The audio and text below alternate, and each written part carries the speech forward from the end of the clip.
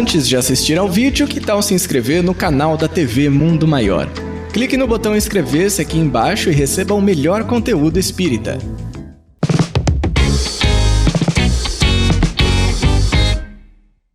Hej alla vänner.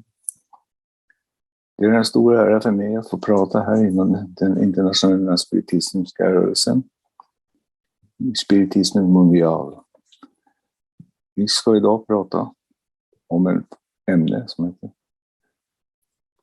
en skatt. Mitt namn är Olof Bergman. Jag har haft den för mig oförtjänta äran att vara representant tillsammans med min fru inom den internationella spiritistiska rörelsen, det spiritistiska rådet, på många av sina möten och kongresser runt om i världen. Sida vid sida med spiritister som Nestor Masotti, Rafael González Molina, Roger Pérez, Vítor Morafera, Jean Xavier, Jeanette Duncan, Benjamin Rodriguez, José Juan Antonio Durant, Divaldo Pereira Franco, José Raúl Teixeira, Marlene Nobre och många andra.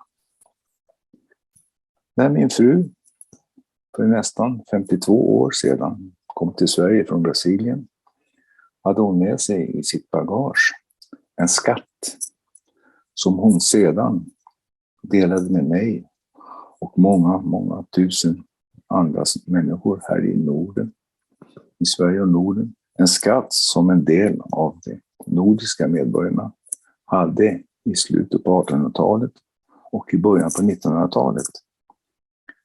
Men som vi sedan förlorade på grund av krig och materialism. Denna skatt är kunskapen om den spiritistiska läran som kodifierades av fransmannen Allan Kardec. I alla tider har sanningens strålar lyst över mänskligheten. Varje religion har haft sin del i detta, men begär och materiella intressen har snabbt dolt och förvanskat dessa lärdomar. Dogmatism, religiöst förtryck och missbruk av alla slag har fört människan till likgiltighet och tvivel. Materialism har brett ut sig överallt, förslappat karaktärerna, förändrat samvetet. Men rösten, från andarna, det dödas röst har låtit höra sig.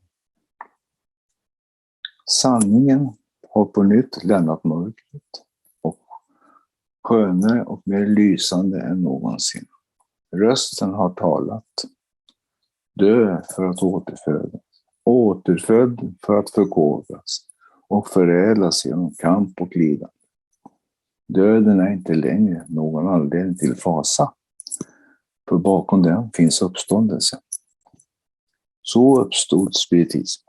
På samma gång experimentell vetenskap och andlig moralisk filosofi bringar den oss en allmän föreställning om världen och tillvaro grundad på förnuft, undersökning av fakta och orsaker.